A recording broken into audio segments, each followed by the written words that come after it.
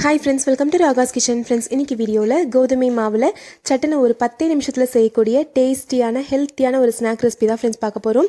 இந்த ஸ்நாக் செய்கிறதுக்கு ஃபஸ்ட்டு ஒரு பவுல் எடுத்துக்கலாங்க. இதில் 1 கப் அளவுக்கு கோதுமை மாவு எடுத்துக்கலாம். இதில் ஒரு 2 சிட்டிகை அளவுக்கு உப்பு சேர்த்துக்கோங்க. சேர்த்து நல்லா கலந்து விட்டுருங்க. இப்போ இது கூட வெதுவெதுப்பான தண்ணி கொஞ்சம் கொஞ்சமாக தெளித்து கலந்து விட்டுக்கலாம்.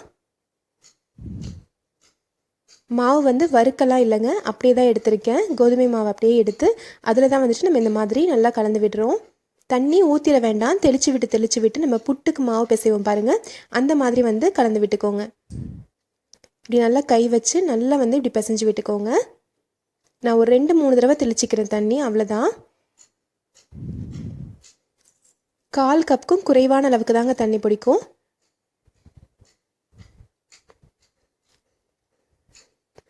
இந்த மாதிரி தண்ணி தெளித்து விட்டு இப்போ நல்லா பிசைஞ்சு விட்டுருக்கேன் பாருங்கள். இந்த மாதிரி நம்மளுக்கு மாவு ரெடி ஆகணும்.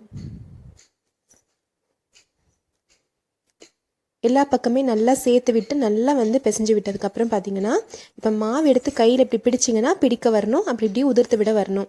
இந்த கன்சிஸ்டன்சிக்கு மாவு பிசைஞ்சு வச்சுக்கோங்க. இப்போ ஒரு இட்லி தட்டு எடுத்துக்கலாம். அதில் ஒரு நீட்டான வெள்ளை துணி வச்சுக்கலாம். அதில் நம்ம கலந்து வச்சுருக்க இந்த கோதுமை மாவை போட்டுக்கலாம்.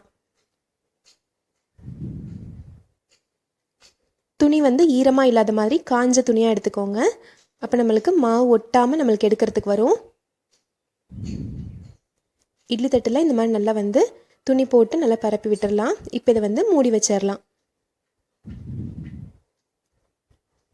இப்போது இட்லி பாத்திரம் எடுத்துக்கலாங்க. அதில் 1 டம்ளர் அளவுக்கு தண்ணி ஊற்றி தண்ணி நல்லா சூடாகட்டும். தண்ணி சூடானதும் இந்த இட்லி தட்டை எடுத்து இதில் உள்ளர வச்சிடலாம்.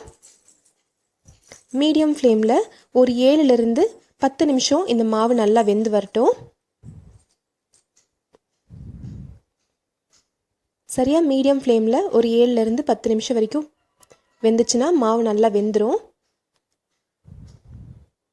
இப்போ சரியாக 10 நிமிஷம் கிட்ட ஆகட்டும். அதுக்குள்ளார நம்ம வேர்க்கடலையை வறுத்து வச்சுக்கலாம். நான் கிட்டத்தட்ட 1 கப் கோதுமை மாவுக்கு ஒரு 3/4 கப் அளவுக்கு வேர்க்கடலை எடுத்திருக்கேங்க. இது நல்லா வறுத்து வச்சுருக்கேன், பச்சை வேர்க்கடலை எடுத்து. நீங்கள் வறுத்த வேர்க்கடலை கூட பயன்படுத்தலாம்.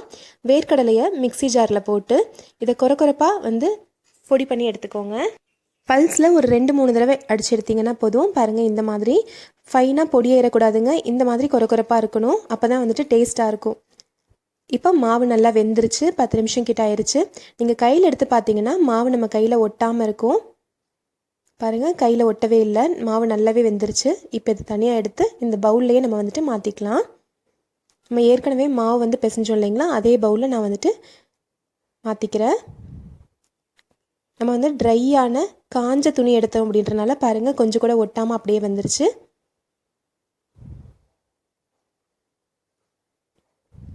இப்போ வெந்த கோதுமை மாவை இந்த பவுலில் கொட்டியாச்சு. இப்போ இது கூட ஸ்வீட்னஸ்க்காக நாட்டு சக்கரை சேர்க்க போகிறோங்க. 1 கப் அளவுக்கு நாட்டு சக்கரை சேர்த்துக்கலாம். நீங்கள் நாட்டு சர்க்கரைக்கு பதிலாக பொடிச்ச வெல்லம் கூட சேர்த்துக்கலாம். அதுவும் நல்லா டேஸ்ட்டாக தான் இருக்கும். கொஞ்சம் கோதுமை மாவு சூடாக இருக்கும்போதே நாட்டு சர்க்கரையை சேர்த்து நல்லா கையில் கலந்து விட்டுருங்க. கையில் சூடாக இருந்துச்சு அப்படின்னா ஒரு கரண்டி வச்சு நல்லா கலந்து விட்டுருங்க. இந்த சூட்லேயே நாட்டு சக்கரை நல்லா மிக்ஸ் ஆயிரும். இந்த கோதுமை மாவில் இந்த ஃப்ளேவர் ஃபுல்லாகவே அப்படியே இறங்கிருங்க. அதனால் கொஞ்சம் சூடாக இருக்கும்போதே, கை பொறுக்கிற சூடு இருக்கும்போதே நல்லா மிக்ஸ் பண்ணி விட்டுருங்க. கொஞ்சம் அங்கே கட்டியாக இருக்கிறதெல்லாம் நான் அப்படியே பொடி பண்ணி விட்டுக்கிறேன். பொடி பண்ணி நல்லா ரெண்டும் சேர்ந்து மிக்ஸ் ஆகிற அளவுக்கு இப்போ பாருங்கள் நல்லா கலந்து விட்டுட்டேன். கலரே மாறிடுச்சு பாருங்கள். இப்போது இதில் நம்ம பொடிச்சு வச்சுருக்க வேர்க்கடலை இருக்குது இல்லைங்களா, அதையும் சேர்த்து நல்லா கலந்து விட்டுக்கலாம். நம்ம ரொம்ப ஃபைனாக பொடி பண்ணலை, பல்ஸில் தான் ஒரு 2-3 தடவை சுற்றி எடுத்தோம் பாருங்கள். அதனால் பார்க்குறதுக்கே ரொம்ப அழகாக இருக்குது. இந்த உருண்டை சாப்பிடும்போது அங்கங்கே நம்மளுக்கு வேர்க்கடலை கடிப்படும் போது ரொம்ப டேஸ்ட்டாக இருக்கும். இது 3ஐயும் சேர்த்து நல்லா கலந்து விட்டுருங்க. இப்போ இது கூட ஒரு 1/4 டீஸ்பூன் ஏலக்காய் தூள் சேர்த்து நல்லா மிக்ஸ் பண்ணி விட்டுறலாம். நம்ம மாவு சூடாக இருக்கும்போதே நாட்டு சக்கரை போட்டு நல்லா மிக்ஸ் பண்ணிட்டோன்றனால கொஞ்சம் லைட்டாக ஒரு ஈரத்தன்மை மாவில் இருக்கும். கூடவே நம்ம வேர்க்கடலையும் சேர்த்து நல்லா மிக்ஸ் பண்ணியாச்சு. இதை லட்டு பிடிக்கிறதுக்கு ரொம்ப ஈஸியாக வரும். இந்த மாதிரி உருண்டைகளாக பிடிச்சிக்கலாம்.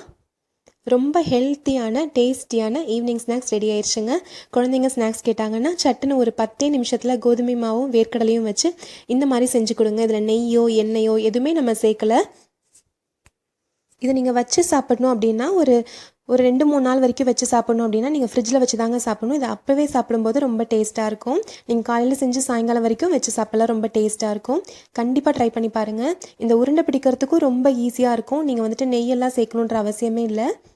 நல்லா வாசனையாக நல்லா சுவையான சூப்பரான ஹெல்த்தியான லட்டு ரெடி ஆயிடுச்சு. இதே மாதிரி கண்டிப்பாக ட்ரை பண்ணி பாருங்கள். இந்த ரெசிபி உங்களுக்கு பிடிச்சிருந்துச்சுன்னா நம்ம சேனல் ராகாஸ் கிச்சனில் ஒரு லைக் கொடுங்க. ஃப்ரெண்ட்ஸ் கூட இந்த வீடியோவை ஷேர் பண்ணிக்கோங்க. தேங்க்யூ.